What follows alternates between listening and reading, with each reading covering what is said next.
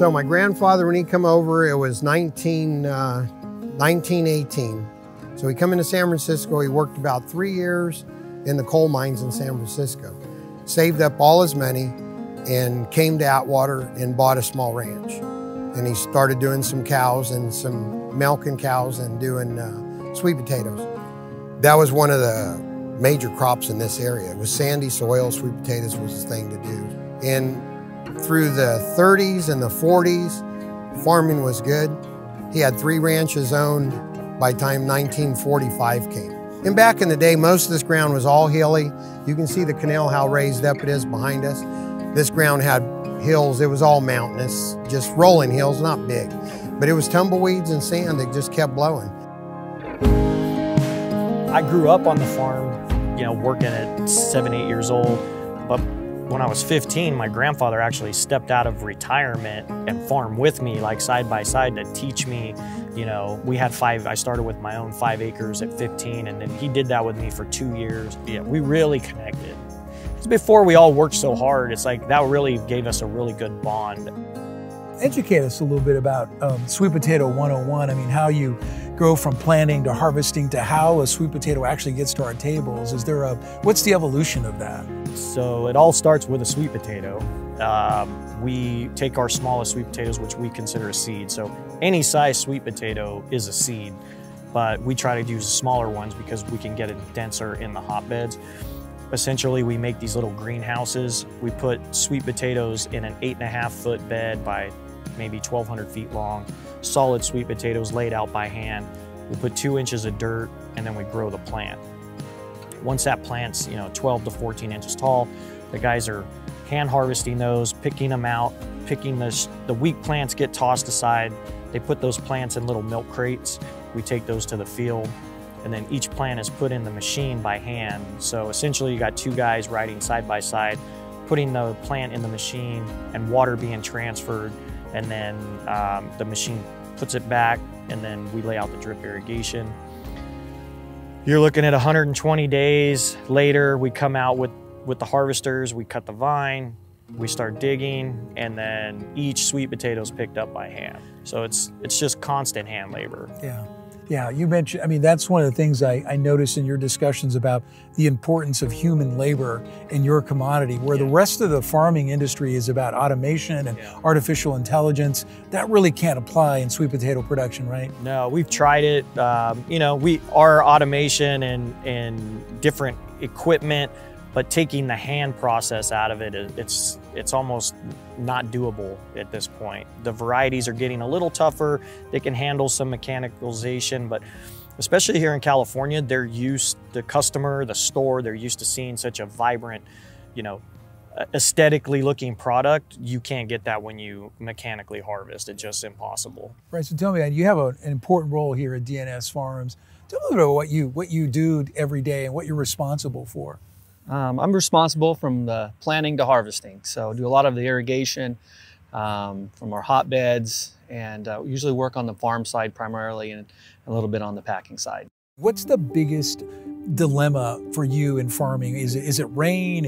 What's the big issue in terms of Mother Nature that causes you problems every year? A lot of times we look for like wind and sand. So a lot of times on windy days the sand can blow and actually will start to cut the plant or start drying the plant during the planting season. And that's usually detrimental to the plant in your growing season. So you really got to plan, pick your locations correctly, and be strategic when you're planting. Yeah, tell me why the Central Valley and particularly the northern part of the valley here in Atwater is so conducive to growing sweet potatoes. The climate, the soil, what makes it so unique? Yeah, the soil type, so the sandy soil of Atwater, Livingston area is ideal for our growing conditions. It produces basically a more aesthetic looking sweet potato. Its disease control and pest control is a lot simpler with the sandy soil, but then also temperature. Sweet potatoes are more of a tropical plant, and so we get the heat and we don't get, we have a short term of cold days, so that gives us a little bit longer growing season where, in other parts of the state up north, it's just too cold too long. so you don't have a long enough season to grow. Central Valley is actually perfect for that. Right, we think about sweet potato, one big red sweet potato at Thanksgiving or the holidays, but it's much more complex than that, isn't it? Yeah, so I think right now we're growing about 10 different varieties, but you know, there's a handful of orange ones, there's a handful of red ones, there's a handful of white sweet potatoes, purple, and then you got purples. And so there's all these different varieties. They all have their own flavor, consistency, their own texture, but they also grow some grow in different soil types better than others and produce better than others in different ground. How big is this field? So this field we're in right now, 17 acres, 17, 18. And there's 140 people in place working. There's 15 machines running, and there's 9 to every unit, and then a couple foremans floating around checking weights. Dave, can you explain to us how that harvester is actually taking the plant out of the ground? What's the process behind that? So we went to double row diggers, which there's 2 scoops in the ground, independent of each other. And then they're running about 12, 14 inches into the ground underneath the crop. And that's variable, so if the crop's deeper, we can go deeper with it. Got belted chains on it, so the chains don't wear out. They'll run for 10 years. And those chains are bringing the potatoes up. All the product comes by the guys. There's 8 men on the machine, 4 on each side, and they're sizing the crop. What's the most popular type of sweet potato here in the United States? Is there I would say the orange sweet potato is by far the biggest one grown. You see that sustainably with across the board, that's going to be the biggest. In California, the most popular is our red varieties, which is more unique to the West Coast. You're starting to see it more across the U.S., but it's definitely more of a California thing, the red potato. Yeah, I don't know if there's a commodity in the world that is lauded for its nutritional value more than the sweet potato. Maybe a carrot, but yeah, it's a superfood. I mean, you got your protein, you got your carbs, you got and a good carbs, your vitamin A, B, C. I mean, from a nutritional standpoint, you could pretty much live off sweet potatoes. It's got pretty much all of that dynamic that you need. When did you know that Dave was going to be a big part of the next evolution of DNS Farms? I mean, when he was little, did you just see his interest in farming? And yeah, and he was always with me, so Saturdays when he was out of school, he was out in the field sitting on the forklift, and we're loading watermelons and doing whatever. So just kind of raised in the middle of it all, so hopefully stay part of it. So I think about you and your family, 5 generations of Portuguese farmers right here in the Central Valley. Do you think about that on a daily basis when you're out here? I didn't when I was younger. You just kind of grow up doing it, but then as you get out in the rest of the world and really see and realize how unique that is, that's why we try to push that a little bit more and talk about, we've been in business 100 years now. It's kind of crazy.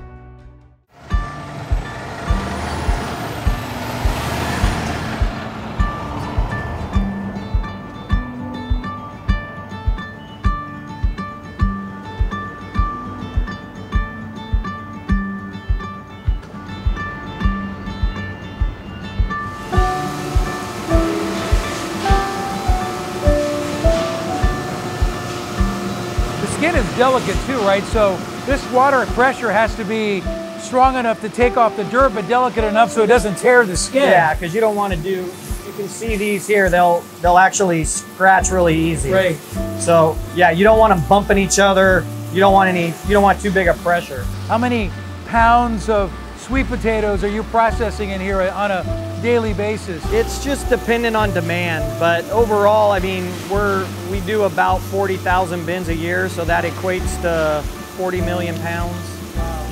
Tell me a little bit about it. I think there's a confusion for me, all of us, the distinction between a yam and a sweet potato, right? I see these boxes of yams here. Yeah. Well, what's the difference between the two?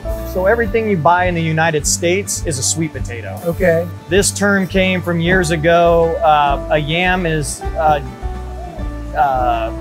it's from Africa or South America. Well, years ago, they used that term to differentiate between the orange and red sweet potatoes and the white sweet potatoes. So they started calling them yams years ago. Okay. But that terminology is going to be going away, and everything that you'll see marked will be a sweet potato. What is this distinction of taste and flavor between a yam and a sweet potato? Is there? So a yam is a true yam is like a tuber, like more like a potato, Okay. real super starchy, Gotcha. not really healthy for you.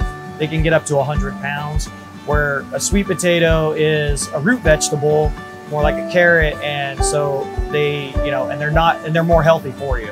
Tell me a little bit. I'm walking through here and I see different boxes, different labeling. These are all your sweet potatoes, but are going to where? Different parts of California? Different parts of California, different supply or different distributors, but also the different packaging is also the different sweet potatoes. So you'll see the red varieties have a red box, orange varieties have an orange box. But then we have our blue varieties, which is our white varieties, which is our blue box. Okay. And that differentiates what's in the box. So when they receive them at the other end, they know what they're So getting. in a way, they're color coded. They're color coded, kind of, yes. And what are they processing here? Are these jumbos? So these look closer like a number one, Okay. but there obviously will be some jumbo, some medium, and that's what the ladies are doing, separating out each size. Okay.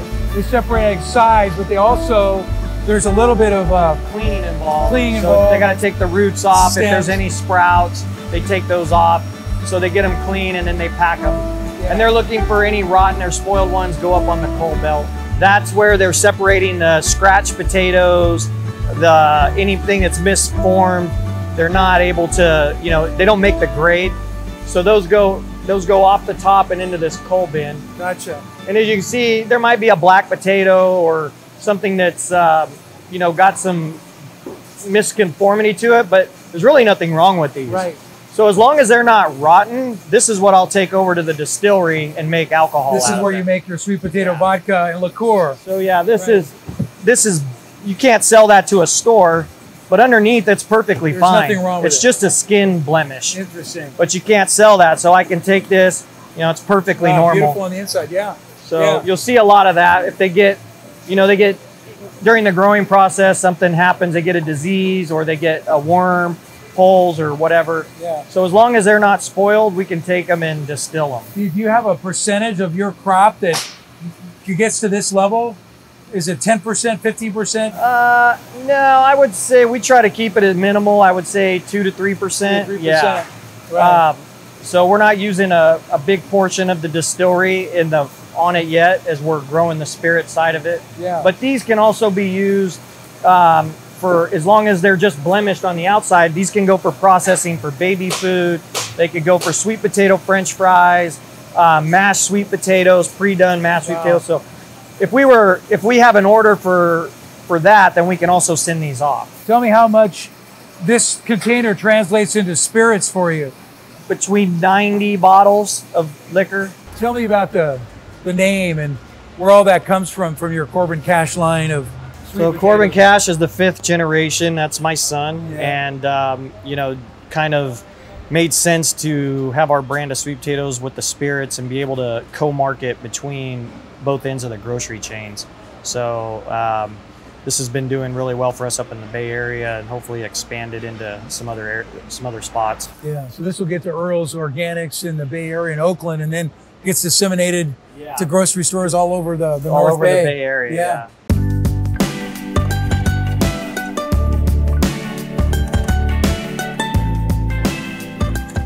I don't know if I've seen a farmer who has a more innovative way of creating sustainability for the product than you do with sweet potatoes. Tell me about how this all started. Really looking for diversification and sustainability. We had sweet potatoes we were selling for cow feed, 1,000 pounds for $5 a bin, and decided what else could we do with that? So started distilling in my garage and getting a recipe together, and it proved to be sustainable, so we started doing that. And the great thing is we can actually take the spent mash and still give it to the cows for feed because there's 22% protein in it. So it's a full cycle sustainable process. Yeah. Tell me about your product lines as they relate to sweet potatoes. I know you have multiple product lines, but 4. There's specifically to sweet potatoes? Correct. So we have a sweet potato vodka, a sweet potato based gin, and a barrel-aged sweet potato liqueur. Those are all 100% sweet potato based. Then we have a blended whiskey, which is an 80-20 blend of our aged sweet potato spirits and our 100% rye. Yeah, I know that part of the reason why you created this idea was really the age difference between you and your dad, and knowing that your dad had created some success on the farming side, and you kind of had to find your own niche, right? Yeah, I mean, I didn't want to work under my dad forever, so, and he's great at what he does, so trying to figure out, put my own spin on the family business, you know, and diversification, and kind of seeing a little bit larger growth outside of, you know, California, and trying to build something a little more national. So with the spirits, I felt like hopefully that was something we could accomplish. Is there a different flavor profile? What makes them unique in terms of how they taste to a consumer? The flavor profile is definitely different with each spirit. So individually, the vodka, it's still neutral enough to be able to use in a vodka cocktail, but drinking it neat or on the rocks, you're gonna definitely get a little more viscosity and more earthiness to it, and a little bit of nuttiness. The sweet potato actually produces a little bit of nuttiness flavor. I think it adds to the sweet potato actually makes a very smooth product. So our gin, we get a lot of compliments on the gin, where a lot of juniper berry forward gins have this punch to them or a bite. Ours is pretty smooth on the final. But yeah, the characteristics are more, we compare it to like wine. When you see the viscosity and the legginess, we call it, where when you spin it around in a glass and it just kind of drips down, we get that same approach where a lot of vodkas or gins will just evaporate into the air. Yeah. Are they available all over the country, California? So right now we're just in California. We're gonna be looking into going into some other states after 2019, but they're sold all over, you know, in major retailers like Bevmo, Total Wine & More, Whole Foods, local stores like Save Mart. So pretty great distribution throughout the state. What are customers saying about the flavors of sweet potato spirits? We've been winning a lot of awards. We've won double gold medals at World Spirits Competition, the World Wholesalers Convention, gold medals with whiskey and vodka and gin. So everything's been award winning across the board, and I think it's the toughest part of this business is really just getting it out there. Once you can taste people on it, it's intriguing to people at first, but you really got to get them to try it, and then they're hooked on it. Yeah.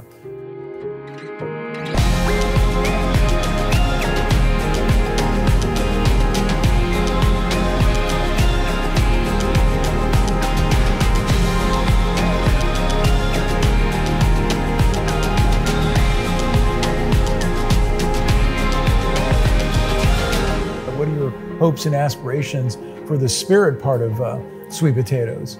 I'd love to be the Jack Daniels of the West Coast. You know, I really want to create something, you know, I think we have a great story, a great family history, and I'd love to emulate what Gallo's done for the wine side of things out here, to do that with the spirit side over here.